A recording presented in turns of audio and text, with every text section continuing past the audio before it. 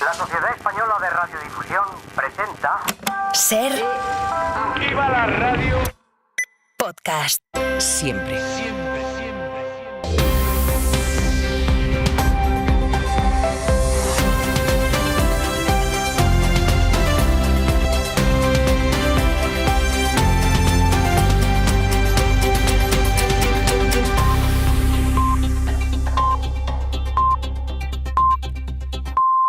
Son las 10, las 9 en Canarias. Hora 25.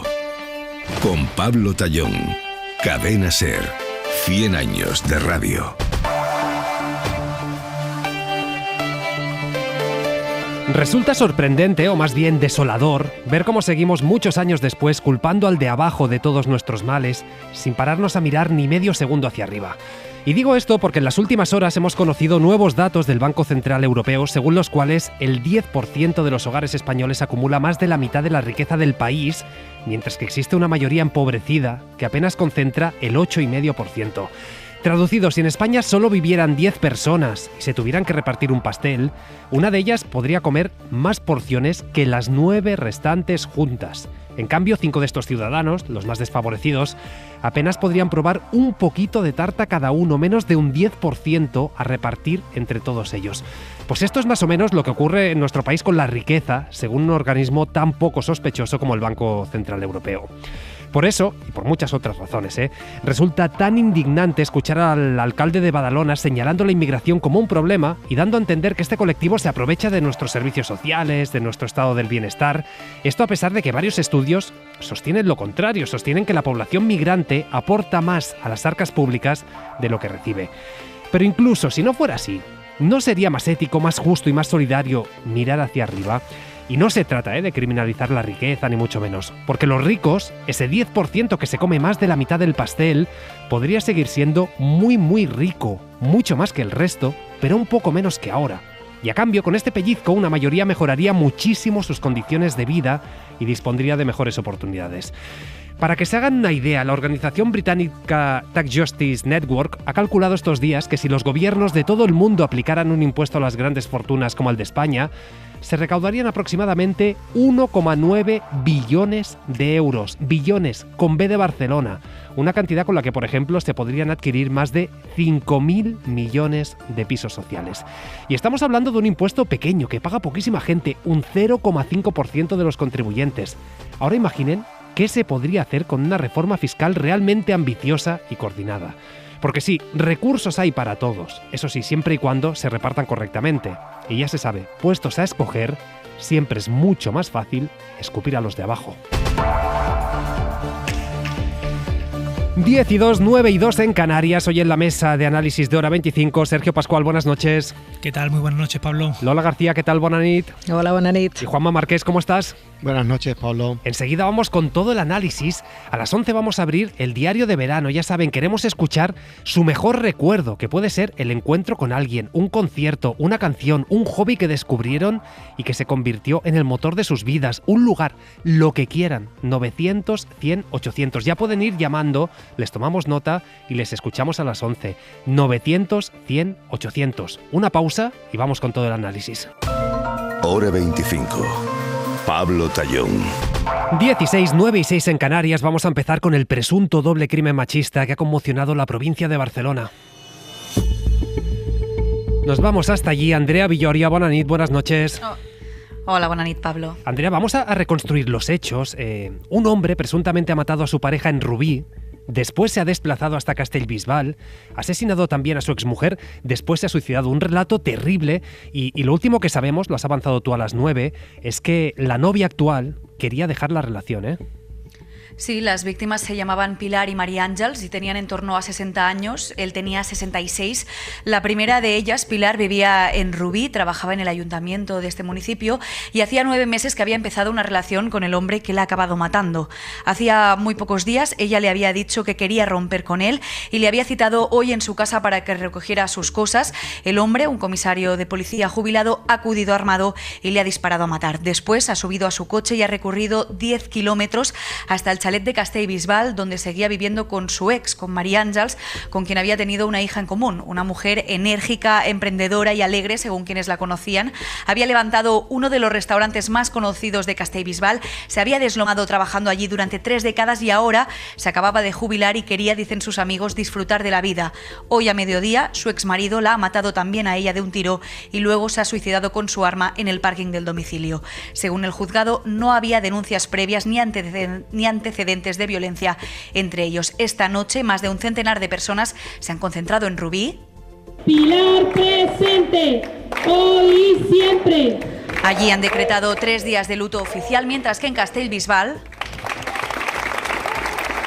donde también se han concentrado en señal de rechazo de este último doble crimen machista, han suspendido las fiestas del municipio. Mañana a mediodía hay convocado también otro minuto de silencio. Bueno, siempre decimos que la violencia machista es transversal, que no entiende de clases sociales, de niveles de estudios, de origen, de profesión. Andrea, en este caso el presunto asesino era alguien que ocupó cargos de responsabilidad. Ahora decías, un ex policía. Bueno, concretamente fue el número 2 de la Policía Nacional en Cataluña. Sí, es el comisario principal Juan Fortuny, jefe de operaciones de la Policía Nacional en Cataluña. Era el número 2 del cuerpo aquí en Cataluña y llegó a dirigir la policía durante meses en sustitución de su jefe. Fortuny se jubiló hace 1 año y medio, hace 20 meses, en enero del año pasado, con todos los honores, incluso con la condecoración del Gobierno. Con estos aplausos le despedían en la comisaría de la Vía Laietana a sus compañeros y subordinados, aplausos que hoy se han convertido en silencio y estupefacción en el cuerpo. Sus compañeros en la policía están incrédulos, le describen como un policía serio pero equilibrado y decían que últimamente le veían muy feliz. Tampoco comprenden lo sucedido los amigos de ellas, de las víctimas, que están rotos, como en todos los casos de violencia de género, pero este caso en especial por los 4 hijos de ambas víctimas que se han quedado huérfanos de madre. Es terrible el caso. Si se confirma este doble crimen machista, estaríamos hablando de 31 mujeres asesinadas a manos de sus parejas o exparejas en lo que va de año. Aquí hay que recordar que si quieren denunciar, si están en una situación similar, parecida, pueden llamar al 016, que no deja rastro en la factura, pero que sí que se tiene que borrar del registro de llamadas del teléfono. Andrea Villoria, que ha estado todo el día en Rubí siguiendo esta historia. Gracias. A vosotros. Pues Lola, voy a empezar contigo y con una pregunta que nos hacemos casi siempre ante estos casos y que pocas veces tiene respuesta, y es: ¿cómo frenamos esto? ¿Cómo frenamos esta lacra? Pues no tiene respuesta más allá de dedicar recursos y dedicarle atención. Yo cuando recuerdo que se ponía en duda, bueno, hoy en día algunos también lo ponen en duda, el concepto violencia machista, pues claro, no das crédito. En un caso como el de hoy es tan evidente, ¿no? que es un caso de violencia machista, ese eufemismo que se utiliza a veces de la violencia doméstica, y que claro, viendo un caso como el de hoy, chirría tanto, ¿no? Se ve claramente que esas 2 mujeres han sido asesinadas porque hay un hombre que considera que eran de su propiedad, poco menos. Y seguramente si hubiera cualquier azote de otras características o con otras causas que provocara pues tantas muertes en España como esas 35, creo que habéis comentado que eran en lo que va de año, pues seguramente los periódicos le estaríamos dedicando las portadas a diario y la gente estaría sumamente preocupada, ¿no? Absolutamente. Solo hay 2 vías, yo creo, que es la de destinar recursos, personas que puedan acompañar a las víctimas, que se sientan más seguras a la hora de denunciar y a la hora de sobrevivir y de pasar el trago de una ruptura que saben que puede ser tan peligrosa, y la de visibilizar todos esos casos como lo que son violencia machista. Claro, lo que pasa, Sergio, es que decía Lola, hay quien todavía niega la violencia machista, y es así, es decir, Vox niega la violencia machista. Vox ha estado gobernando con el PP. A pesar de eso, existe una mayoría amplísima en los parlamentos, en el Congreso de los Diputados, que sí que reconocen esta forma de violencia contra la mujer. Todos los gobiernos se comprometen a luchar contra ella. Lo que vemos a la hora de la verdad es que los crímenes se siguen sucediendo, especialmente en verano, pero es que no solo. Sí, estamos ante un problema de una dimensión enorme, ¿no? En el último macroestudio sobre la violencia machista, de data de 2019, había algunos datos que eran realmente estremecedores. Se decía que el 57% de las mujeres había sufrido algún tipo de violencia sexual. El 57%. O sea, más de una de cada dos. O sea, estamos hablando de algo realmente aterrador, ¿no? Y yo quería poner el énfasis en este momento en algo que ha comentado Lona, ¿no? Y es el tema del problema de la atención. Porque hasta hace unos años, afortunadamente, gran parte de la conversación pública en España gravitaba en torno a la cuestión de la violencia de género, de la violencia machista, del terrorismo machista. Yo creo que también se le podría denominar así. Y sin embargo, unos cuantos han logrado ir girando el eje de esa conversación hacia otros temas que probablemente trataremos en parte en la tertulia de hoy, ¿no? Y además es particularmente llamativo, ¿no? Identificar cómo hombres acusados de violencia, como puede ser Donald Trump, o como lo son algunos representantes públicos de Vox, son los que más trabajan en la línea de sustituir al hombre machista como agresor por el inmigrante agresor, ¿no?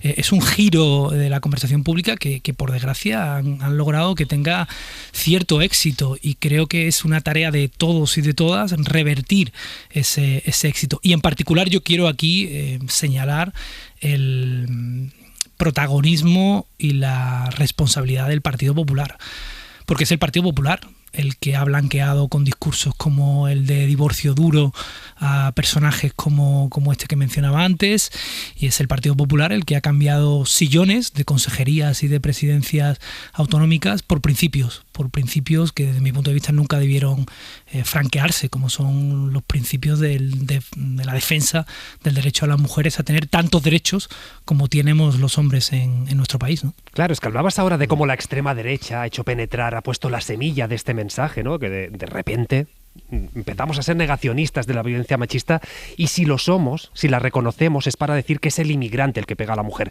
Pero es que recuerdo las declaraciones recientes de Feijóo, que fueron tan polémicas antes de aprobar la ley de extranjería, que él vinculaba inmigración a inseguridad y decía es que las mujeres y los homosexuales tienen derecho a ir seguros por la calle. Hoy lo estamos viendo, doble crimen machista de un ex número 2 de la Policía Nacional en Cataluña, Juanma.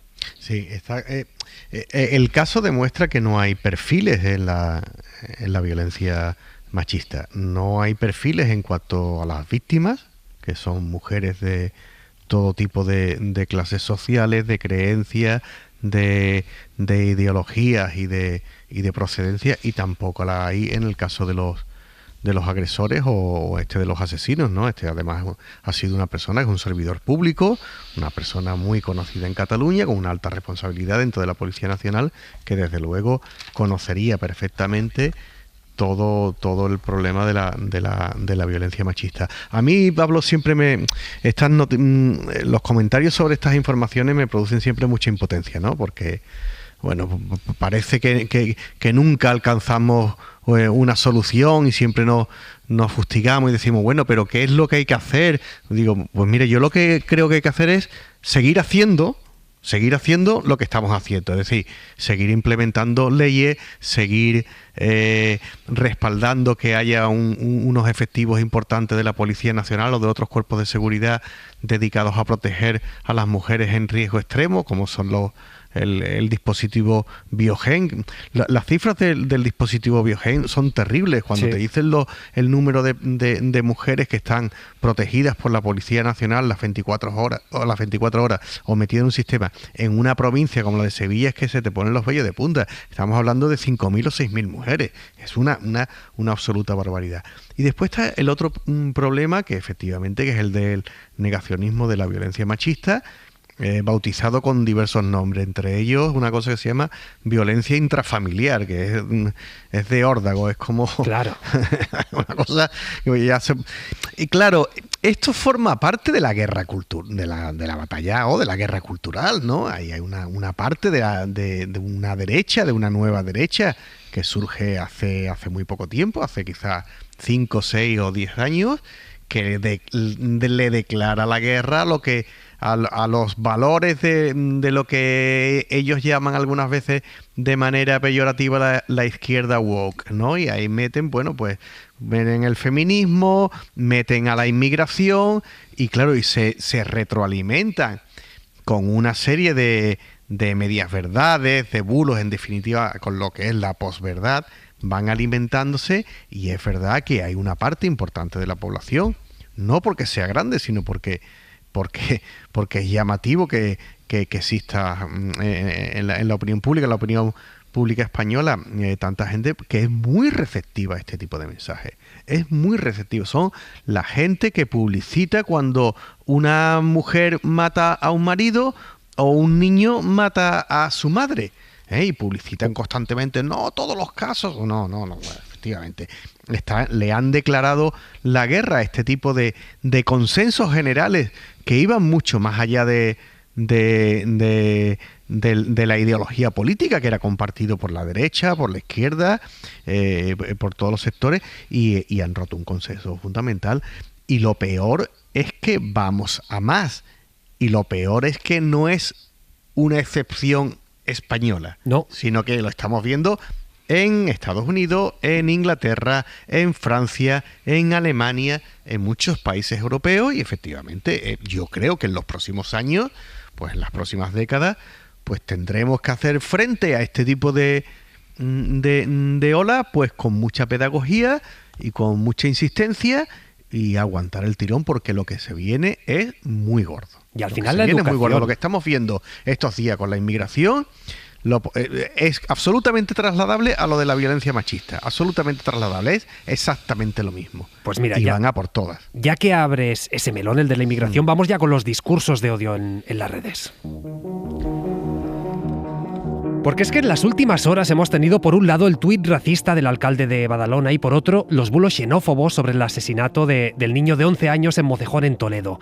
Y sobre esto último, Javier Bañuelos, buenas noches. ¿Qué tal, Pablo? Buenas noches. Lo más nuevo, Javier, es que la Fiscalía ya investiga estos mensajes que corrieron por redes, especialmente durante las primeras horas. Unos mensajes en los que varios usuarios inculparon a los menores no acompañados que actualmente residen en un hotel de este municipio. Les acusaron directamente, Javier, de ser los autores de este homicidio. Sí, una auténtica horda de xenófobos que alimentaron las redes con odio, lleno de bulos. Acusaciones que ahora, como decías, investiga ya la Fiscalía General del Estado. Según confirman a la SER, desde el Ministerio Público se está estudiando ya la trascendencia jurídica de esos mensajes, sobre todo desde el punto de vista penal. Mensajes en los que, como recuerdan desde la Fiscalía, se criminaliza de forma generalizada a personas extranjeras con mensajes falsos, como su implicación directa en el asesinato del pequeño Mateo, con el propósito deliberado, advierte el Ministerio Público, de despertar entre la población sentimientos de odio, hostilidad y discriminación contra esos menores extranjeros no acompañados. Es importante, nos dicen, Pablo, que se delimiten muy bien los límites del delito de odio.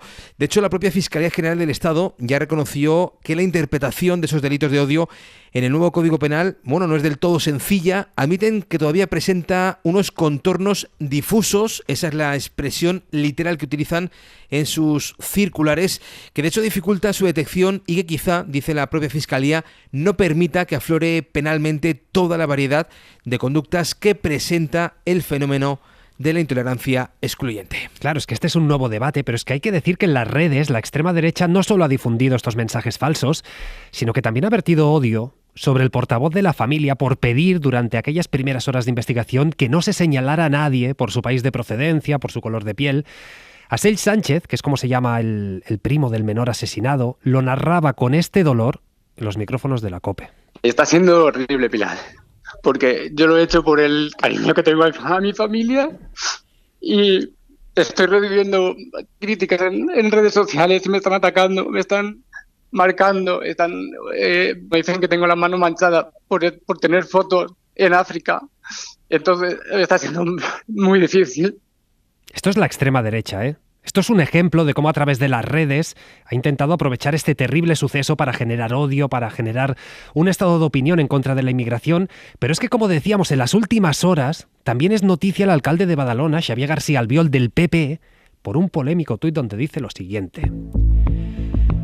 Dice: estoy en un ferry de Balearia desde Ibiza a Barcelona. Han embarcado a unos 10 hombres marroquíes todos ellos con una bolsa de una entidad social, de entre 25 y 40 años, todos con teléfono, casi todos con gafas de sol, aspecto saludable, alguno incluso con un cuerpo de gym y haciéndose fotos con el signo de Victoria. Cuando lleguen a Barcelona, se repartirán por las ciudades del entorno, entre ellas supongo que Badalona. Lo que ocurra después, con casi toda seguridad, la mayoría ya lo sabemos. Esto acabará como Francia antes que después, al tiempo. Esto escribía Xavier García Albiol en las redes sociales. Pues bien, Josué Coello, buenas noches. ¿Qué tal, Pablo? Buenas noches. Josué, hoy Albiol, lejos de retractarse, se ha marcado una gira mediática por las televisiones para reafirmarse en sus palabras, y todo esto mientras la Dirección Nacional del Partido Popular justifica las palabras de su alcalde. Sí, porque no conocíamos la postura oficial de Génova sobre el tuit de García Albiol, y hoy ha sido después de alguna pirueta dialéctica que otra, cuando la dirección del PP ha justificado esta postura. En los populares defienden que quién mejor que García Albiol para hablar sobre lo que pasa en su ciudad. Ana Alós, vicesecretaria de Igualdad. El señor Albiol conoce su ciudad y hay otras circunstancias en otras ciudades de España que no tienen nada que ver.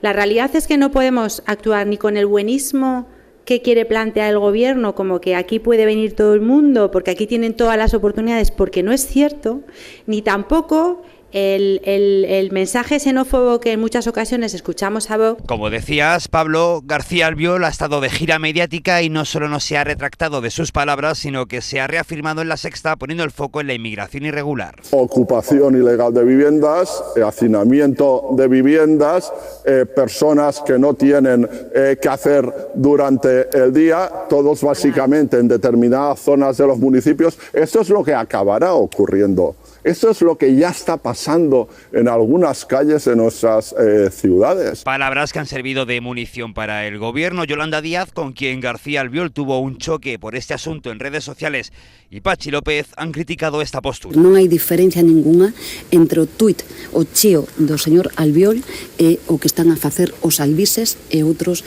persoeiros de turno. Es de una irresponsabilidad absoluta decir que estos niños vienen a nuestro país, vienen a Europa a robar, a matar, a violar. Y todo ello, Pablo, mientras el PP ha exigido a través de una proposición no de ley en el Congreso más medidas en materia migratoria. Pues Josué Coello, Javier Bañuelos, gracias. A vosotros, un abrazo. Hasta luego, buenas noches. Pues vamos a empezar, este es el relato de los hechos, vamos a empezar, si os parece, por el caso de Mocejón, después iremos a Albiol. Aquí obviamente algo habrá que hacer, Sergio. Es decir, lo que no puede ser es que estos bulos, este mensaje de odio, imaginemos que los vecinos del pueblo hubieran creído aquellas noticias, imaginemos que hubieran ido al hotel, como ha pasado en Reino Unido, en estas protestas que ahora han acabado, pero que han causado disturbios durante noches y noches. ¿Qué hubiera pasado ahí? ¿De verdad nadie tiene responsabilidad en esta siembra de odio que estamos viendo? Yo sí creo que hay enormes responsabilidades. Y además creo que nos toca ir situando este gravísimo problema en sus coordenadas, y sus coordenadas desde mi punto de vista son de orden moral. Este no es un problema de cifras, no es un problema de opinión, no es un problema de ideología, es un problema de orden moral.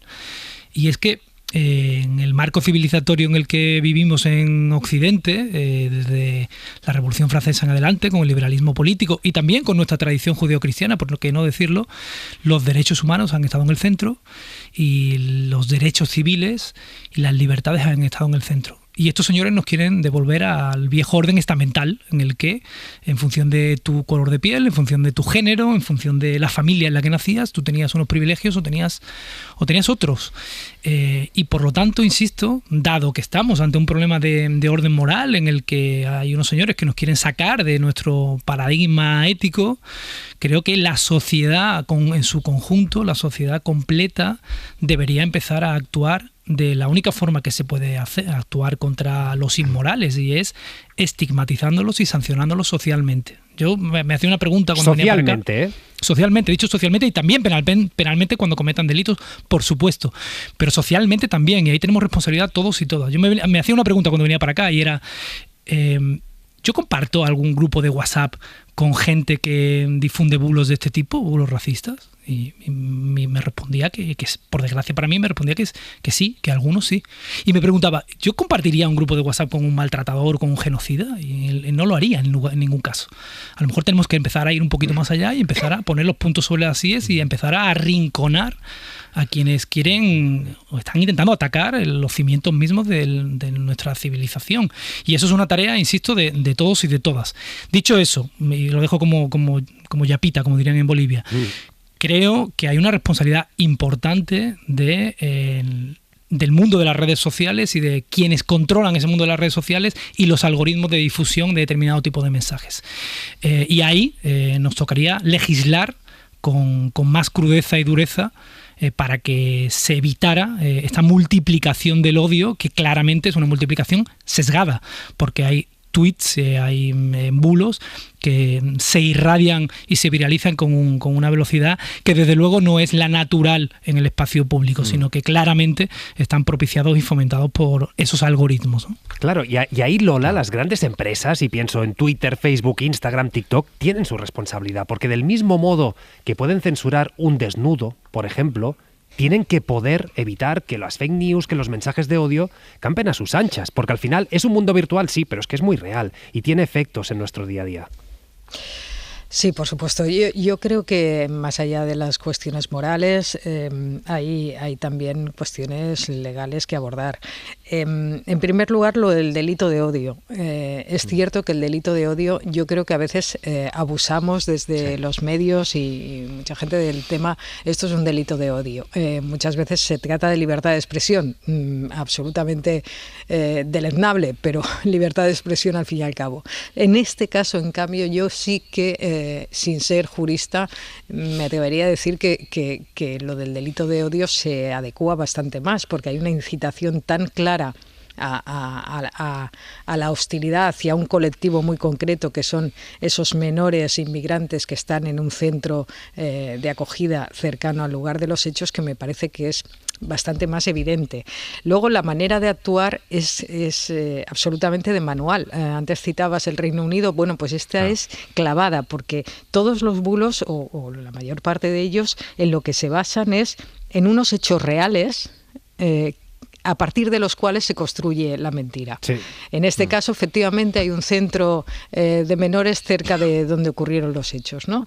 Y a partir de ahí, pues eso, se fabrica el bulo y se hace circular. ¿Cómo se hace circular? Pues efectivamente a través de las redes sociales, y muchas veces, en este caso no lo sé, pero en muchas ocasiones a través de bots que hacen que al principio sea más fácil conseguir esa viralización que persiguen, ¿no?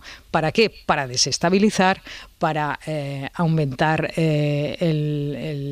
la cantidad de seguidores que pueda llegar a tener una formación de extrema derecha. Es decir, es un comportamiento absolutamente de manual que está más que estudiado y que yo creo que hay que plantearse desde las administraciones y los gobiernos. Lo que pasa es que esto creo que no es solamente cuestión de un gobierno. Esto traspasa nuestras fronteras y es mucho más difícil de abordar, pero está ocurriendo en todos los países y es evidente que es un grave problema para nuestras democracias. Y después, claro, luego hablaremos de Albiol. Sí, de Albiol, pero bueno, antes de eso, claro, estas noticias falsas es que son mucho más compartidas que las verdaderas. Se viralizan más. Porque eso también está estudiado. O sea, claro. ¿Por qué? Pues porque al fin y al cabo lo que hacen es reforzar nuestros instintos más básicos. Y como bueno, pues hay una buena parte de la población que puede llegar a considerar que eso que está diciendo Albiol, bueno, sí, algo de eso hay, pues eso va mucho más rápido a través de las redes sociales, ¿no? Seguramente antes pues había la misma cantidad de gente que pensaba así, pero lo comentaba en el bar, ¿no? Y claro, entonces vuelvo a lo de la moralidad. Pues a lo mejor tú en el bar le llevabas la contraria o no le llevabas la contraria, ¿no? Pero a ver quién le lleva la contraria en las redes sociales, ¿no? O sea, porque es como mucho más invasivo, ¿no? Y circula mucho más rápido, se envalentonan mucho más. tiene unos efectos diferentes de lo que estábamos acostumbrados antes de las redes sociales. Totalmente, es que, Juanma, son unos códigos distintos y es una gente, lo decía Lola, envalentonada. Bueno, es que está incluso, amenazan impunemente de muerte a través de redes sociales desde estos discursos de odios. Esto se ha visto. Claro, es que no solo el delito de odio, coincido con Lola en que es un delito difuso y que que tiene muchos coladeros, ¿no? Porque pueden ser interpretados algunas veces como obstáculos a la libertad de expresión, pero en este caso es que hay claramente incitación a la violencia. Mentira, por supuesto, hay una mentira enorme, hay un bulo enorme, pero es que algunos de los mensajes que hemos visto es de incitación a la violencia. Desde el inicio de este verano, hay parlamentarios de Vox que, con sus nombres, sus apellidos, que están en las redes, volcando vídeos de chavales recién llegados a la península o a las Islas Canarias, chavales pues subsaharianos o magrebíes, donde intentan demostrar ellos que no son menores, que no son niños, sino que son gente hecha y derecha, que bueno, tipos fuertes, con 16 o con 17 años, y señalando a lo que puedan hacer en el futuro, señalándolos como posibles delincuentes. Yo creo que esto está muy ligado con lo que ha sucedido en el Reino Unido, en Inglaterra. En Inglaterra ha habido unos disturbios tremendos a raíz de un asesinato de unas niñas la autoría se le ligó a un inmigrante, después era un chaval que había nacido en Gales, que era tan británico como los demás, y eso provocó unos disturbios bestiales, muy bien controlados o después dirigidos por el primer ministro británico que sabía de este asunto, y yo me quedo con unas palabras de él, que era: perseguiremos a los que incitan la violencia online o de viva voz, o sea, online o físicamente, porque los dos son igual de delitos. Aquí lo grave son dos cuestiones. Uno, la red.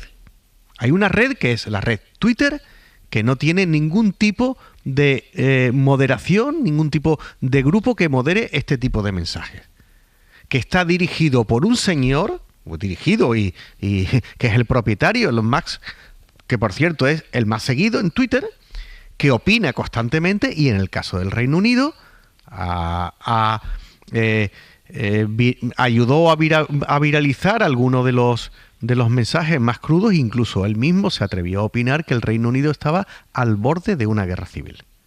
Por tanto, hay una red social, que es Twitter, que no solo impide esto, sino que lo fomenta, o bien, en este caso no, porque su propietario no ha intervenido, pero sí, como ha dicho Sergio, porque hay un algoritmo que indudablemente a este tipo de asuntos pues le da más proyección pública. Y después tenemos dos partidos políticos, ahora sí son dos partidos políticos, uno es Vox y otro es el de Alvise, que no sé cómo se acabó la fiesta. Se acabó la fiesta, que claramente están en esto. Están en sembrar el odio. En el caso de Alvise, además, es muy grave, porque cuando ha salido elegido eurodiputado, todos los que lo han votado saben cómo es Alvise. Uh-huh. No seamos hipócritas ni nos hagamos trampas al solitario. Hay una parte de la población que bebe de esto y le gusta esto. Y después hay cosas absolutamente inexplicables, como que el tipo de prensa de Alvise tenga una acreditación en el Congreso de los Diputados, que lo que se dedica es a acosar a los diputados que no son de su ideología. Esto es algo que hay que ir acabando con ello. Yo creo que si no reformar el Código Penal, pero indudablemente la actuación de los jueces y los fiscales a partir de este momento tiene que ser muy distinta. Por lo que dice Lola, es verdad, hemos escuchado barbaridades de esta en el bar muchísimo tiempo, pero aquí hemos dado ya un salto cualitativo. Claro, citabas lo del Congreso. La proyección que tienen es lo mismo, y desde luego, el del VAR no estaba amparado por un diputado ni por un parlamentario, y mucho menos por el dueño de una red social o por un candidato a la presidencia de los Estados Unidos.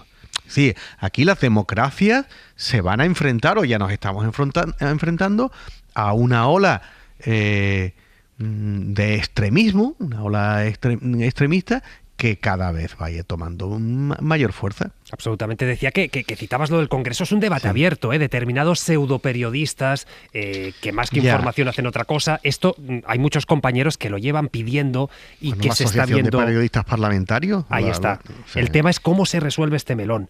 Pero volviendo al Albiol, porque claro, Lola, es sorprendente que haya salido con este tuit y habrá quien diga, hombre, no, es el de Limpiando Badalona, ya.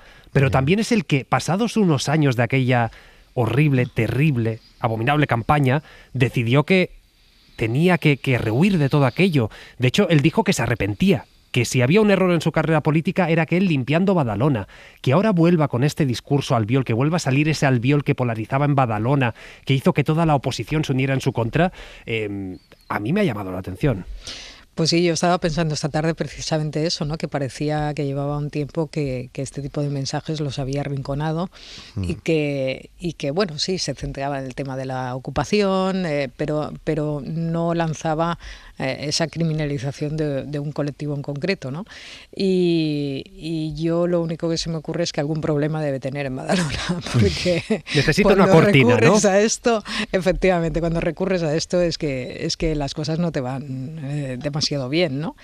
Y además en el mismo día en el que el Partido Popular, por ejemplo, ha hecho una propuesta en el Congreso por el tema de la modificación de la ley de extranjería, que bueno, puede gustar más o menos, pero me parece que es una propuesta que está ahí y que vale la pena que se debata en el Congreso, y que además, pues hablando de este tema de los inmigrantes llegados a Canarias, pues bueno, hoy me parecía que más o menos el mensaje había sido correcto, no había salido aquel de vamos a enviar al ejército a Mauritania, sí, ni cosas por el estilo, ¿no? Con lo cual, pues claro, yo creo que les ha roto un poco el mensaje, ¿no? Ese que escuchábamos de ni el buenismo de determinada izquierda, ni la xenofobia de Vox, ¿no? Sí. Y el PP pretendía situarse al centro, pues coge Albiol y los chuta otra vez a córner, ¿no? Bueno, se me ocurre que probablemente pues no le vayan las cosas demasiado bien en Badalona, o simplemente es que es lo que piensa y que ante la imagen de inmigrantes que estén bueno, pues siendo llevados de Baleares a Cataluña, pues es lo que le ha parecido que tenía que explicar, ¿no? Claro, es que Sergio, resulta sorprendente porque a mí, dices... perdona, me ha llamado la atención lo de acabaremos como en Francia. Como Francia, claro. Sí. No sé muy bien en qué aspecto, ¿no? Porque, totalmente. Porque acabaremos como en Francia me ha preocupado mucho. Claro, y después, Sergio, que cosas como, no, es que tiene un cuerpo de gimnasio. Oiga, se puede hacer ejercicio en cualquier sitio. O sea, ¿qué presupone eso? ¿Qué clase de...? No, es que se hacían fotos con la V de Victoria. ¿Qué está presuponiendo? Bueno, ¿Qué está diciendo? Y como lo de también que no son todo esto que se difunden, es que no son menores porque tienen 19 o 20 años. Pues sí, algunos deben tener 19 o 20 años, pero es que para mí un chaval de 18, 19 años, en fin... Hoy en día es un niño, y después que hay desarrollos y desarrollos. Hay gente que con 16 años tiene el cuerpo de un chaval de 20 y viceversa. Gente que con 20 parece un crío. Quiero decir, que basarte en eso, sin tener más datos, en fin, lo seguimos debatiendo enseguida. Te doy la palabra ahora, Sergio, pero hacemos una pequeña pausa. Va. En la mesa de análisis, Sergio Pascual, Lola García, Juanma Marqués, estábamos comentando este polémico tuit de Albiol, que no ha sido desautorizado por el Partido Popular, que ha dicho, oigan, si Albiol habla de Badalona, bien sabrá de lo que habla, que por algo es alcalde. Sergio, unas palabras decíamos claramente fuera de lugar. Sí, ¿no? Como mínimo fuera de lugar, ¿no? Y sin duda irresponsables e indocumentadas, ¿no? Yo creo que, por decir algunas cosas, digamos, que conviene de vez en cuando recordar, ¿no? España es uno de los países más seguros del mundo, y esto está en todos los indicadores que conocemos y que se publican. La inseguridad se vincula fuertemente a la exclusión social, y si no, cualquier día Juanma y yo lo invitamos a alguno de los barrios con mayor exclusión social de España, que por desgracia están en Sevilla, a ver si es un problema de inmigración o es un problema de exclusión social la cuestión de la inseguridad, ¿no? Y bueno, incluso es un problema de memoria, ¿no? Quienes vivimos la España de los 80 y de los 90, ¿no? Sabemos que aquello sí, debido a problemas de exclusión social vinculados, por ejemplo, a los altos consumos de drogas, aquello sí que había, ahí sí que había un problema de inseguridad, ¿no? Así que bueno, claramente esto es un montarse en esta ola, ¿no? del desprestigio. Y a mí me ha recordado, no quería dejar de ponerlo aquí, porque me parece que a veces hay que tener perspectiva histórica sobre la xenofobia, ¿no? Y sobre el rol que tienen los xenófobos y cómo perduran más de lo que pensamos, ¿no? En los años 70 un dirigente catalán como Albiol, muy importante, hablaba de los inmigrantes en un libro y hablaba de ellos como hombres incoherentes, anárquicos, que vivían en un estado de ignorancia y de miseria cultural, mental y espiritual. Y ya por aquel entonces, en los años 70, se abonaba esta idea, esta tesis de la teoría del gran reemplazo, ¿no? Que mencionaba antes Lola, ¿no? Y decía textualmente que si por la fuerza del número estos inmigrantes llegasen a dominar en Cataluña, destruirían Cataluña. Bueno, aquel señor era Jordi Pujol hablando de los andaluces. Y los términos son perfectamente homologables a los que utiliza hoy día Albiol con los inmigrantes magrebíes, ¿no? Aquellos andaluces todos sabemos hoy que fueron los que coadyuvaron a levantar la industria catalana y gracias a ellos, bueno, pues ahora es una región rica en España, ¿no? Esto es lo que sucede. Esta es la realidad de la inmigración. La inmigración viene a levantar. De hecho, Pujol tuvo que abrazar ese votante. Es decir, Pujol acabó apelando al charnego, como se decía en aquella época en Cataluña. Sí, esas palabras de Pujol, que efectivamente las escribió. Después, digamos, abominó de ellas y digamos que incorporó otro tipo de discurso que al fin y al cabo, con el que al fin y al cabo consiguió muchos votos también en los barrios de procedencia de otros lugares de España, ¿eh? O sea que al final es que en el caso de Albiol no hay que olvidar a quién se dirige también, ¿eh? O sea, Albiol se dirige a ciudadanos de algunos barrios de Badalona, de muchos barrios de Badalona, que en los que ese tipo de mensaje lo que hace es confirmar un sesgo determinado, preestablecido. Claro. Entonces no tiene que decir mucho para que se lo entiendan todo. Totalmente. Y en el caso de Pujol, pues que efectivamente en sus inicios tuviera esa ideología, pues es muy posible, con un nacionalismo más excluyente, y después fue modulando todo ese discurso, acabó haciendo un discurso integrador, y probablemente, por ejemplo, su señora no le siguió en ese recorrido, ¿no? Vaya.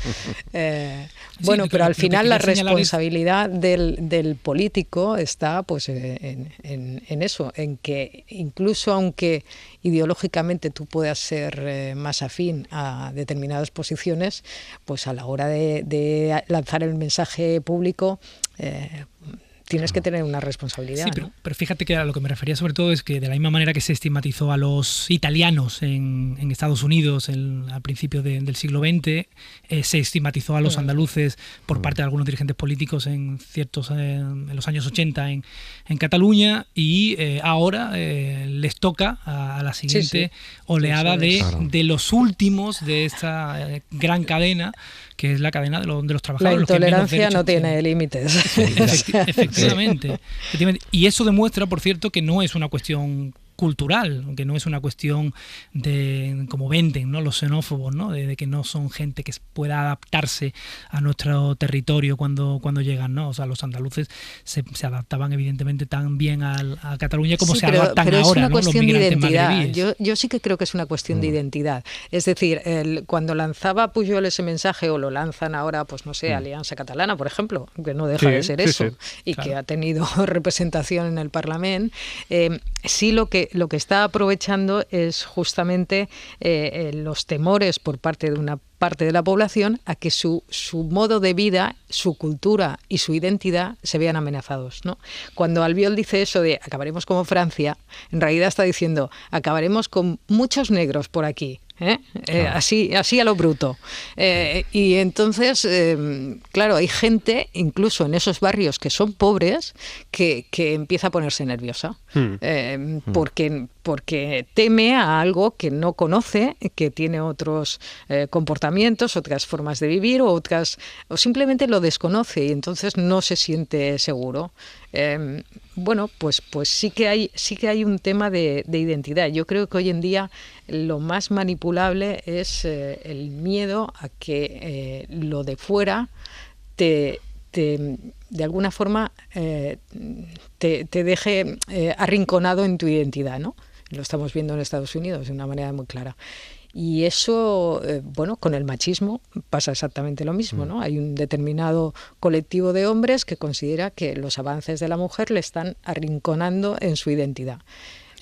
Y eso es inflamable, o sea, es un tipo de mensaje que cala muchísimo, que son grupos sociales que seguramente no masivos, pero muy motivados para consumir un tipo de discurso de ese calado, ¿no? Claro, y ante eso, Juanma, la misma pregunta que ante el machismo, ante la violencia machista. ¿Qué hacemos? ¿Cómo lo combatimos? Mira, Pablo, para empezar, pedagogía.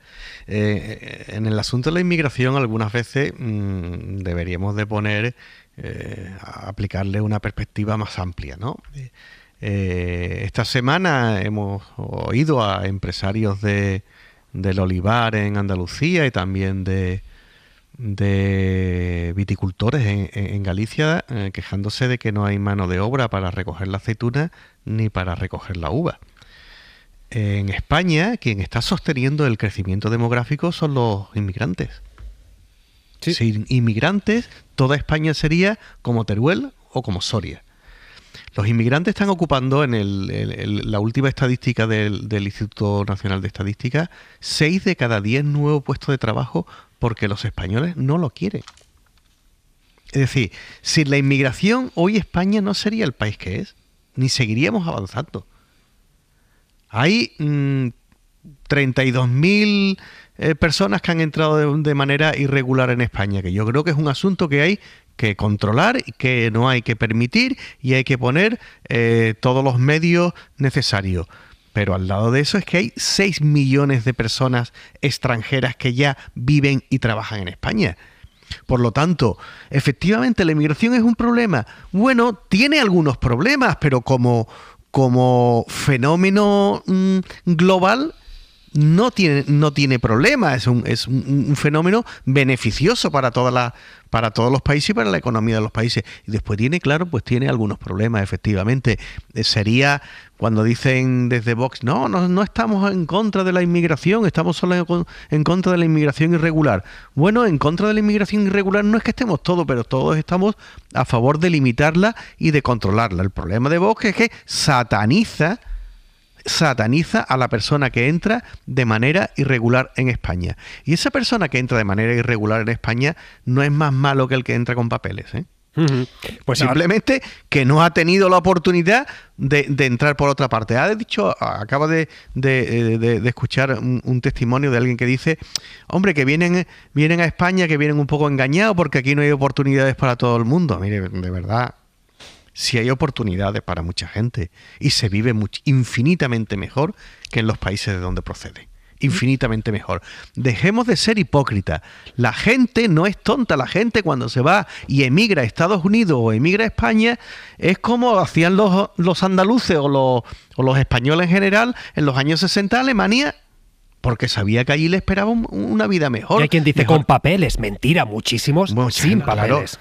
Claro que mucha gente vive sin papeles. Y cuánto... Bueno, es que España ha sido un país de emigrantes, ¿no? Internamente dentro de España y saliendo fuera. Y se ha ido, pues, como se ha podido.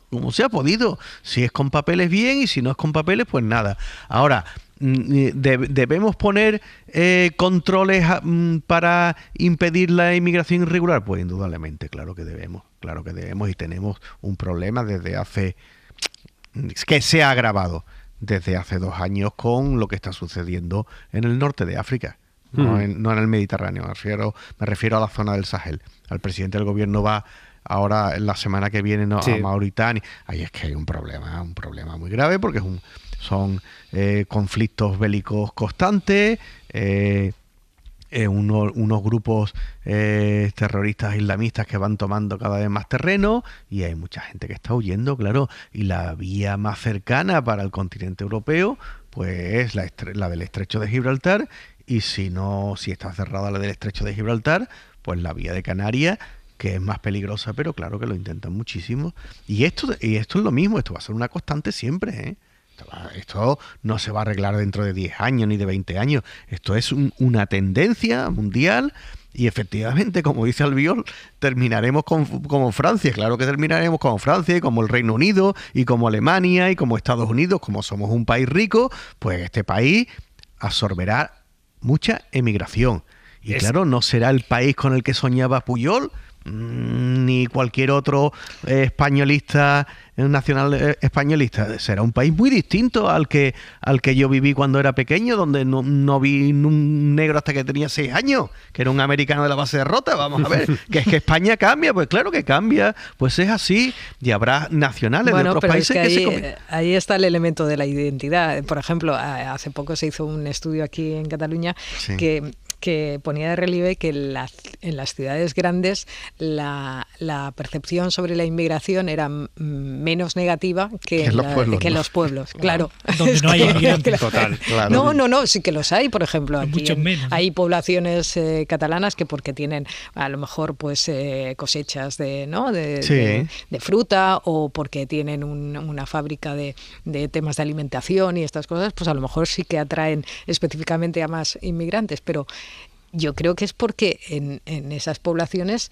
en la ciudad uno considera que es normal, ¿no?, que haya variedad cultural, pero en el pueblo eso no lo ves con tanta tanta facilidad, ¿no? Lola, que yo creo que este tema de la identidad, ¿no?, efectivamente es una respuesta al miedo, ¿no? Hay un libro reciente, ¿no?, que se llama La monarquía del miedo, que trabaja precisamente sobre esto, ¿no?, sobre cómo se han montado todos estos destropopulismos, el trumpismo, etcétera, sobre ciertos miedos. Yo creo que esos miedos son construidos, y la mejor prueba que tenemos para demostrar todo esto es que hay una parte de la población muy importante, que son las mujeres, y particularmente las mujeres jóvenes, que no caen en la trampa del discurso xenófobo y del discurso machista, fascista de Vox y tal vice. ¿Por qué? Bueno, evidentemente porque hay una cuestión de género por medio, ¿no? Pero yo creo que porque también han construido su identidad en positivo sobre un avance en derechos que se montó durante hace una década, ¿no?, sobre toda la ola feminista que atravesó el planeta, y en particular España, ¿no? Y sin embargo, los hombres, muchos hombres, se refugian en su identidad como último reducto ante una suerte de frustración por no poder expresar su ego en otros órdenes de la vida, ¿no? Pero yo ahí, honradamente, a algunos habría que pagarles un psicólogo, probablemente. Claro, pero al resto yo creo que lo que hay que hacer es más pedagogía, y también más, yo lo decía antes, más sanción social. Hay que decir, oigan usted, lo siento mucho, pero ser xenófobo es algo que no cabe en nuestra sociedad. Lo que pasa, racistas no caben en nuestra sociedad. Sergio, que también han comprado otro tipo, o sea, manipulan otro tipo de mensajes, ¿no? Entonces, cuando pedimos más medidas judiciales, ¿no?, o el rechazo social, pues apelan directamente a que ejercemos una censura contra ellos. Vamos a seguir hablando. Solo un apunte. Digamos que esta gente están más evolucionados que los antiguos. Ah, claro, son más sofisticados. Claro, van aprendiendo y, hombre, y cada vez es más difícil combatirlo también. Sin duda. Lola, te escuchamos. Sobre lo que decía Sergio, que a mí siempre me llama mucho la atención, que todos aquellos que están tan preocupados por los inmigrantes que van violando mujeres, y son los mismos que consideran que no hay violencia machista. Claro, esto me tiene absolutamente fascinada. Pues vamos a seguir hablando de todo esto, de la desigualdad, de la inmigración, de más temas. No sé si lo han visto. Ha muerto la mujer más longeva del planeta, 117 años. De esto y de otras cuestiones hablamos a la vuelta. Y a esta hora ya saben que lo primero es saber qué ropa nos toca ponernos mañana, así que vamos a saludar a Jordi Carbó. Jordi, buenas noches. Buenas noches. Tenemos ya claro mañana si hay que salir, pues eso, con el paraguas, con la camiseta corta. ¿Qué nos tenemos que poner? Claro, sí, explicarlo en poco tiempo va a ser complicado. Venga. Porque va a ser un día con muchos contrastes. De entrada, los chubascos que ahora mismo caen en el Cantábrico, cuando salga mañana el sol, desaparecerán. El calor mañana será parecido al de hoy, un ligero descenso, pero prácticamente el mismo calor. Y por estas fechas, siempre que anunciemos un descenso ligero o pronunciado de las temperaturas, casi siempre irá acompañado de tormentas. Y es lo que esperamos para mañana. De hecho, hasta bien entrada la madrugada todavía algunas tormentas en Canarias, y a partir de mañana por la tarde, cuidado al norte de Andalucía, en Castilla-La Mancha, sur de Aragón, incluso al sur de Madrid. Tormentas de esas que dejan imágenes espectaculares por lluvia torrencial, con aguaceros, fuertes rachas de viento, también en algunos casos granizo o pedrisco. Así pues, mucha atención mañana en el interior durante la tarde. Pues mucha precaución, lo estaremos siguiendo, estaremos pendientes. Mañana lo comentamos, Jordi. Hasta mañana, adiós. Hasta mañana, y después de hora 25, ya lo saben, llega el larguero con Álvaro Benito. ¿Qué tal? Buenas noches. ¿Qué tal, Pablo? Buenas noches. Pendientes del mercado de fichajes. Quedan 10 días para que se cierre. Gallagher ya está en Madrid después de haber entrenado hace algunas semanas un par de días. Ya por fin está en la capital de España. Mañana va a ser presentado junto a otros fichajes como los de Julián Álvarez y Sorloth. En Barcelona, muy pendientes de la posible salida de Gundogan, al que le han abierto la puerta de salida. Oficial desde hace media hora, se va a Acuña, Argentina, deja el Sevilla, y a partir de las 11:30 vamos a intentar obtener respuestas de la que ha sido la noticia del día sin ninguna duda en el mundo del deporte. El número 1 del tenis mundial, el italiano Jannik Sinner, ha dado positivo en un esteroide, aunque no le consideran culpable por negligencia, con lo cual le quitan los puntos y el dinero obtenido en Indian Wells, en California, torneo disputado en marzo, pero va a poder jugar el US Open. Pues vamos a estar muy pendientes en el larguero a partir de 1:30. También estamos pendientes de ustedes, ya saben, estamos haciendo el diario de verano con su mejor recuerdo de un verano, del que sea, cuando conocieron a alguien, ese hobby, aquel lugar, esa puesta de sol. 900, 100, 800. Enseguida les escuchamos. Y seguimos en la mesa de análisis con Sergio Pascual, Lola García, Juanma Marqués. Yo lo decía en portada a las 10, que es curioso, cómo va calando este discurso de es que a los inmigrantes se les ayuda, a los españoles no, se quedan con todas las ayudas públicas, a ellos les ponen piso, al resto no. Esto va calando, esto se va escuchando en muchas capas de la sociedad, en barrios populares, pero no solo. Pero más allá de estas cifras, que dicen todo lo contrario, si vamos a las cifras oficiales, dicen no, es que los inmigrantes aportan más de lo que reciben. Esto es lo que dicen muchos de los estudios que se han hecho. Más allá de eso, es curioso, como siempre, se acaba señalando al de abajo y casi nunca a los poderosos. Y en ese sentido, Jordi Fábrega, buenas noches. ¿Qué tal, Pablo? Buenas noches. Resultan interesantes los datos que en las últimas horas ha publicado el Banco Central Europeo, unos datos que constatan que las desigualdades se cronifican en España. Y atención a este dato, escuchen bien. En nuestro país, el 10% de los hogares, el 10%, acumula más de la mitad de la riqueza, Jordi. Pues lo que demuestran estos datos es que la desigualdad se mantiene en España. Aunque haya más dinero a repartir, la distribución entre unos y otros sigue siendo la misma. El 10% de los hogares más ricos en España tiene el 53% de toda la riqueza. Y si desglosamos más, vemos que el 5% más rico atesora el 41% de toda la riqueza de España. Y estas cifras apenas se han movido en los últimos años, solo centésima a centésima. En el otro lado tenemos a la mitad de las familias más pobres. Este grupo tiene solo el 8,5% de todo el patrimonio de España, es decir, el 50% de las familias más pobres no llega a tener ni el 9% de la riqueza total. Esta también es una cifra que apenas se ha movido en los últimos trimestres, así que pasa el tiempo, pero lo que tenemos es una fotografía fija que nos deja una desigualdad que se cronifica y unos ricos que siguen siendo más ricos. Claro, a pesar de eso, Jordi, la renta de los hogares españoles creció en casi un 3% en el primer trimestre del año. Esto es un crecimiento por encima de la media europea. ¿Cómo se explica entonces que la desigualdad, es decir, que la brecha, también se haya ensanchado? Bueno, lo que ha ocurrido en el primer trimestre es que la riqueza media de los hogares ha crecido en España en 11.000 euros. Ha crecido más en España que en la media europea. Esto es contabilizando su patrimonio, es decir, lo que tienen, y restándole las deudas, es decir, lo que deben. Pero de toda la riqueza nueva que se ha creado en este trimestre, más de la mitad ha vuelto a ir a parar a manos de ese 10% de la población más rica. ¿Por qué? Hay varios motivos, pero uno de los principales tiene que ver con las inversiones. Los que más tienen invierten más y en este 2024 las acciones, por ejemplo, se han revalorizado mucho, así que los que pueden invertir han ganado más, también han recibido más dividendos que nunca y todo eso incrementa el valor de su patrimonio. Es verdad también que la mayoría de hogares más pobres han ingresado más por salarios, pero esas mayores ganancias no se acercan ni de lejos a lo que han incrementado su riqueza los más ricos. Así que estas son algunas de las razones que explican por qué la desigualdad no se reduce. Pues Jordi Fábrega, gracias. Hasta luego. Juanma, claro, es que los datos, es decir, que un 10% acumule más de la mitad de la riqueza, explica cómo de necesaria es una reforma fiscal que redistribuya mejor los recursos, porque al final no es acabar con la riqueza, no es hacer que todos seamos iguales, es seguramente hacerlo todo un poco más razonable. Efectivamente, la redistribución de la riqueza es el modo que tiene, el instrumento que tienen los estados para acabar con las desigualdades a través de los impuestos. Y indudablemente los impuestos deben cambiar cuando cambia no ya las circunstancias económicas, sino cuando se producen cambios de estructura económica.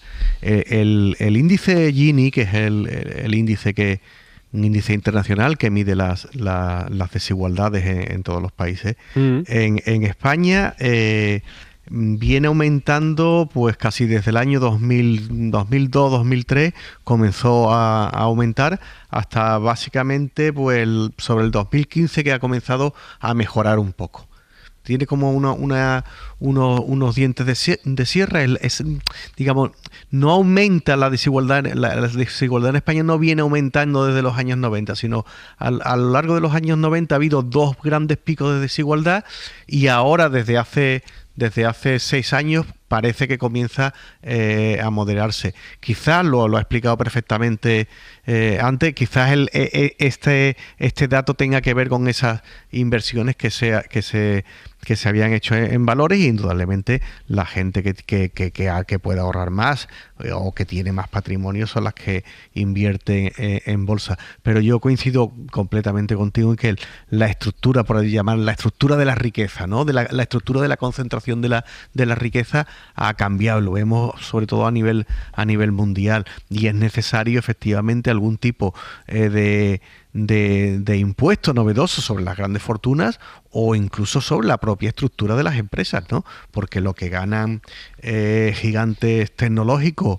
que tienen unos beneficios y unas facturaciones que superan a las de muchos países, ya no países pequeños, sino países grandes. Indudablemente la estructura fiscal de la fiscalidad tiene que cambiar, porque si no vendrán con otro tipo de problemas y ya sabemos cómo esto la humanidad siempre lo resuelve, Pablo. Claro.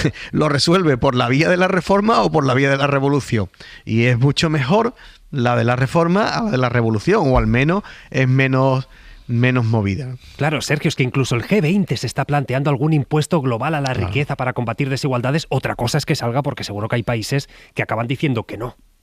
Sí, incluso ha habido mega ricos, ¿no?, que han salido a decir, oigan, por favor, pónganme algún tipo de impuesto porque preveemos que si no, esto efectivamente en algún momento va a llegar por la vía de los hechos y no por la vía del consenso, ¿no? Yo creo que el dato central que nos dice este estudio, que además es coherente con todos los estudios que vienen saliendo en las últimas décadas, es que cada vez hay más concentración de riqueza por parte de quienes más tienen y cada vez tienen menos quienes menos tienen. Y eso apunta a que hay una enorme capacidad por parte de los que más tienen para aportar más al sistema. Esta es la gran conclusión.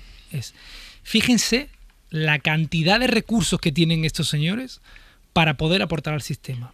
Y aquí basta con mirar un poco en la historia de la fiscalidad occidental para darse cuenta de que esos márgenes impositivos existen, ¿no? En un libro que se hizo muy famoso, ¿no?, de Piketty, ¿no?, El Capital, por ejemplo, recordaba cómo tanto en Francia como Alemania como en Estados Unidos, después de la Segunda Guerra Mundial, los tipos sobre las rentas más altas eran del 91%. Claro. Qué lejos de ahora. ¿Y qué sucedió? Pues lo que sucedió fue que vino la mejor ola de bienestar que ha tenido la humanidad en Occidente, ¿no? Es decir, que hay un margen extraordinario que está efectivamente a años luz de los tipos impositivos de ahora. En España tenemos comunidades autónomas como Madrid que tienen bonificado el impuesto de patrimonio para que los más ricos entre los ricos que residen en Madrid, insisto, de forma masiva en España, tributen al 0%. Al 0%. Luego nos sorprenderá que sea la segunda comunidad autónoma en desigualdad. Pues claro que no nos sorprende, ¿no? Es un hecho consustancial a esa política tributaria. Y luego nos sorprenderá de que tengamos problemas derivados de la desigualdad y de la exclusión social en algunos barrios de nuestro país.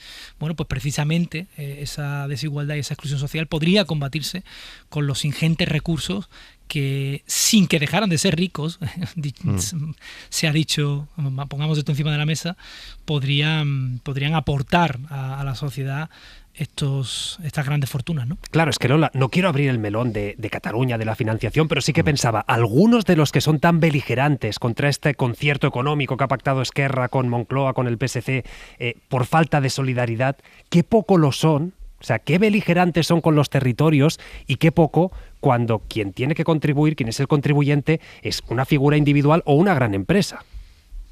Has abierto el melón, Pablo? Pero sutilmente, tangencial. No, porque me estaba pensando que el acuerdo justamente dice que la solidaridad debe estar limitada a que haya el mismo esfuerzo fiscal. Sí. Es decir, que no vale, digamos, ser solidario con una comunidad que baja los impuestos más que la que aporta. Pero fíjate esto, la caja de truenos que ha abierto y vemos una desigualdad brutal en nuestra sociedad, que esa misma gente que lo combate, que puede ser legítimo, que es otro debate, por supuesto, pero luego no lo combate en el caso de los contribuyentes individuales o de las empresas. Sí, bueno, a ver, la política fiscal desde luego es fundamental a la hora de combatir la desigualdad. El instrumento que tienen los gobiernos es la política fiscal. Yo creo que dentro del contexto europeo, pues más o menos, a pesar de las diferencias que tenemos internamente, ¿no? Pero yo creo que en términos generales, dentro del contexto europeo hay más o menos unos consensos. No hemos llegado a hacer una política fiscal europea, que es hacia donde se tendría que dirigir, pero bueno, no creo que haya unas diferencias de redistribución tan elevadas. Igual me equivoco, porque no es un tema que domine. Sí que tengo la impresión de que antes, cuando comentabas ligabas un poco cómo miramos lo de abajo, ¿no? Y no miramos lo de arriba. Sí.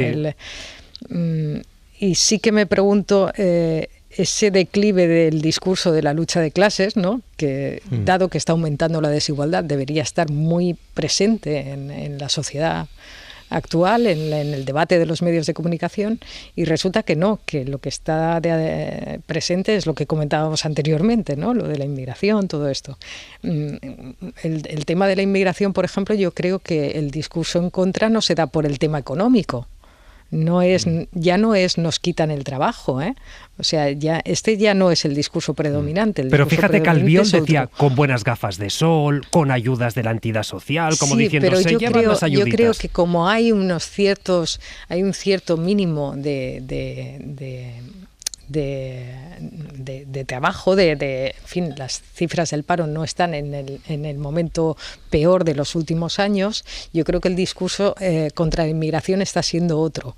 Y lo digo porque durante la gran crisis, la crisis del 2008, fue cuando surgió el tema de Podemos, ¿no? Es cuando había un discurso sobre eso que los clásicos llamaban la lucha de clases, sí, mucho más evidente.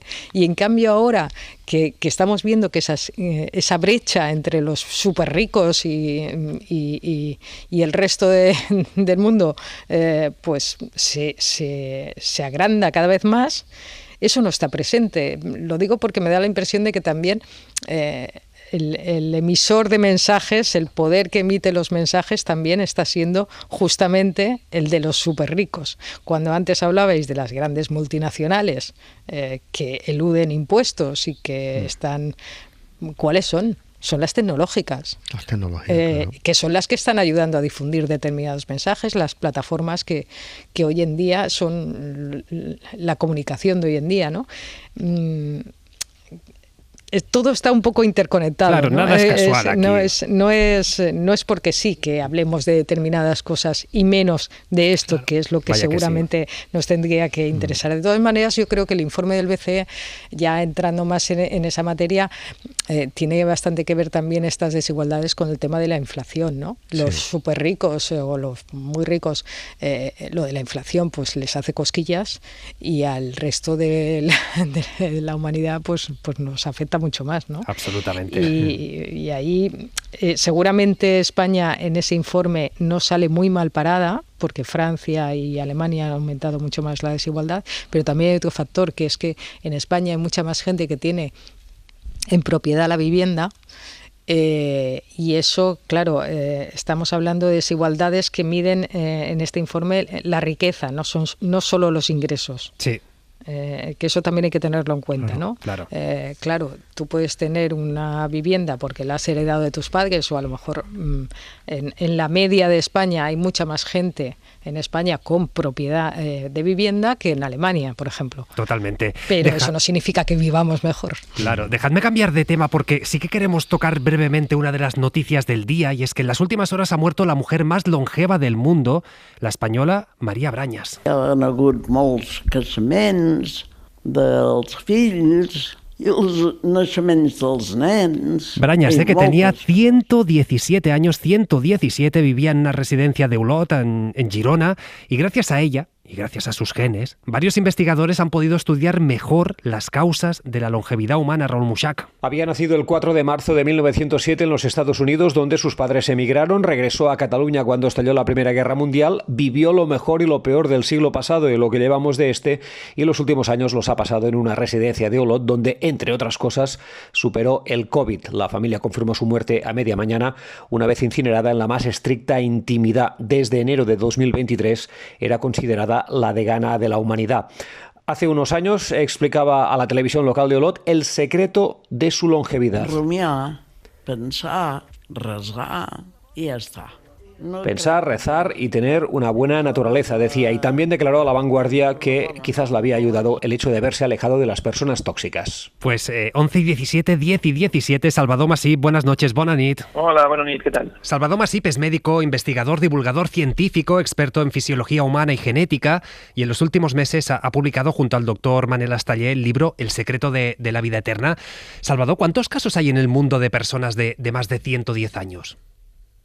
Pocos, pero cada vez más. De hecho, llegar al centenario antes era anecdótico, casi no se veía, y ahora cada vez vemos más. Y con el paso de los años iremos viendo seguramente más personas que llegan a los 110 o así. De momento los vemos acumulados en zonas como lo que se llaman las zonas azules, donde hay mucha concentración por algún motivo de personas que pasan de los 106, 107, pero pasar de los 110 sigue siendo raro. Y en estas zonas azules, en estos casos como el de María Brañas, ¿cuánto pesa la genética y cuánto los hábitos de cada uno? Esta es la pregunta del millón, ya nos gustaría saberlo. Seguramente es una cuestión compleja que nos costará mucho acabar de entender. Sin duda hay un componente genético y sin duda hay un componente del entorno y de los hábitos de vida, etcétera.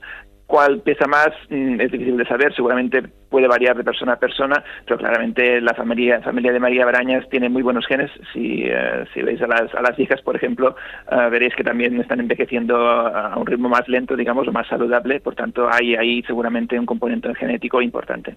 Porque para quien no tenga tanta suerte como María Brañas o sus hijas con la genética, ¿existe alguna fórmula mágica para vivir, no digo ya 117 años, pero para vivir mucho? No, pero existen cosas que de momento sabemos que se pueden hacer que reducen el riesgo de envejecer mal. Esto no garantiza ni mucho menos que lleguemos a los 100, pero son cosas que además las sabemos todos y las decimos todos los médicos 1000 veces, pero siguen siendo válidas. Y es básicamente pues comer bien, o sea, una dieta equilibrada, variada, sin excesos, sin comidas procesadas, hacer ejercicio de manera regular, evitar los tóxicos tipo tabaco, alcohol, son las cosas que ya sabemos que funcionan, pero es que es cierto, esto hemos visto que no solo evita o reduce el riesgo de enfermedades como el cáncer o enfermedades del corazón, sino que es que además está frenando los procesos biológicos del envejecimiento. O sea, esto es algo relativamente nuevo que se ha visto en los últimos años y por tanto sabemos que llevar una vida sana reduce todo este proceso de degeneración que vemos en los tejidos con la edad. María Brañas también decía mucho, yo me he alejado de la gente tóxica, este es uno de mis secretos. ¿Tiene alguna base científica esto? ¿Nuestro entorno influye en nuestra esperanza de vida y en nuestra salud? Sí, sin duda, y ese quizás es un factor que lo consideramos menos o hablamos menos de él y yo creo que es muy importante. De hecho, cuando visitas una de estas zonas azules donde hay tantos centenarios, una cosa que te das cuenta enseguida es que son personas que viven en un entorno familiar rico, es decir, sueles tener pues a la persona de 110 años y a sus hijos y a sus nietos y a sus bisnietos, etcétera, todos viviendo en una zona relativamente pequeña y con mucha interacción entre ellos, o sea, un tejido social rico que permite pues que la persona pues tenga ganas de vivir, que ya es algo muy importante. Y esto creo que es uno de los ingredientes que a veces en nuestras sociedades occidentales pues estamos perdiendo, ¿no? La gente mayor pues a veces los aparcamos, los ponemos en residencias, pues no sabemos qué hacer con ellos. Y esto es una receta segura para un envejecimiento poco saludable. Por tanto, tendríamos que cuidar no solo la biología del envejecimiento, sino la psicología y la parte social del envejecimiento. Y actualmente estamos buscando vivir más años o vivir mejor a través de esta investigación. Yo creo que lo segundo, pasa que lo segundo lleva a lo primero. Si nos fijamos en todas las personas que llegan a estas edades avanzadas, llegan en muy buenas condiciones. Por tanto, tiene que haber una relación entre vivir más y vivir mejor. Normalmente las personas que pasan de los 107, 8, 10 años llegan a un punto en muy buenas condiciones. Por ejemplo, en estas zonas azules no es raro ver a gente que son pues agricultores, payeses, que están trabajando en el campo o incluso montando a caballo a los 100 años, 110 años.